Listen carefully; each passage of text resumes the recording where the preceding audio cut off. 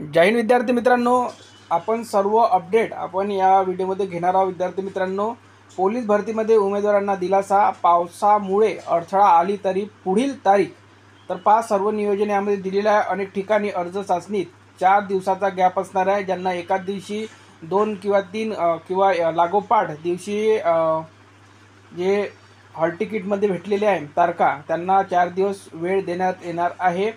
त्यासाठी तुम्हाला पहिल्या ठिकाणी हजर राहावं लागेल आणि त्याच ठिकाणी तुम्हाला दुसरी तारीखसुद्धा मिळवून देण्यात येणार। फक्त जेवढे पण तुम्हाला हॉल तिकीट मिळालेले आहे ते घेऊन जायच्या सोबत पोलीस भरती प्रक्रियेत मैदानी चाचणीसाठी 2 वेगवेगळ्या ठिकाणी एकाच दिवशी वेळ मिळाल्यास त्या उमेदवाराला दोन्ही ठिकाणी मैदानी चाचणी देता येणार आहे। एका ठिकाणी परीक्षा दिल्यानंतर 4 दिवसाचे अंतर ठेवून त्या उमेदवाराला दुसऱ्या ठिकाणी परीक्षा देता येईल, अशी माहिती सोमवारी घेतलेल्या पत्रकार परिषदेत जिल्हा पोलीस अधीक्षक डॉक्टर महेश्वर रेड्डी यांनी दिली।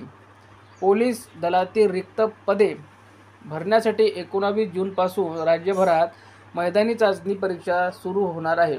जळगाव जिल्हा केवळ पोलीस शिपाई या पदासाठी भरती होत आहे, मात्र राज्यात इतर ठिकाणी पोलीस शिपाई चालक, बँड्समन, सशस्त्र पोलीस शिपाई, तुरुंग विभाग शिपाई या पदांसाठी भरती होत आहे।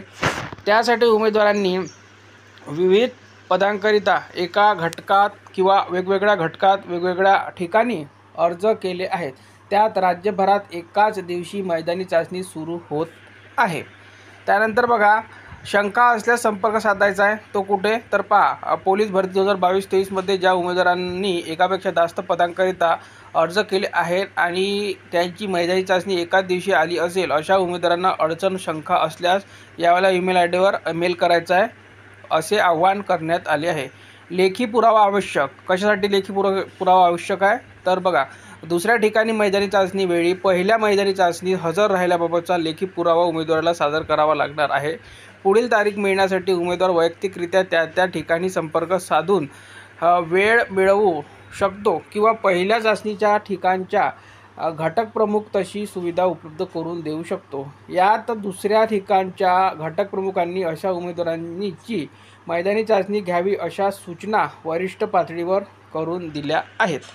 त्यानंतर बघा, काही उमेदवारांना एकाच दिवशी अथवा लागोपाठ दिवशी 2 पदाकरिता मैदानी चाचणीसाठी हजर राहण्याबाबतची स्थिती निर्माण होऊ शकते। त्यामुळे अशा उमेदवारांची गैरसोय होऊ नये म्हणून ज्या उमेदवाराला एकाच वेळी 2 पदाकरिता मैदानी चाचणीस हजर राहण्यासाठी सूचना दिली आहेत, तो उमेदवार पहिल्या ठिकाणी हजर राहिल्यानंतर त्याला दुसऱ्या ठिकाणी 4 दिवसाचे अंतर ठेवून वेगळी तारीख देण्यात येणार आहे।